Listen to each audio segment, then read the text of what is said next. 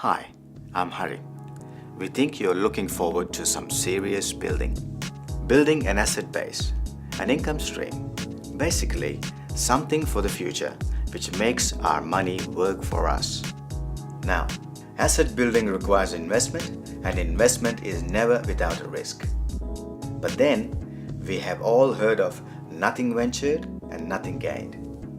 In fact, here is a better one. Ken Hubbard says, and I agree, the safest way to double your money is to fold it over once and put it in your pocket. In short, we need to take calculated risks and grow your assets. Of course, there are questions. What are assets? How do I get and buy them? How do I know what to buy? Do I need to borrow? When do I buy? Where do I start? Who can help me? We are there to help and guide you. Contact us. Our details are on the screen.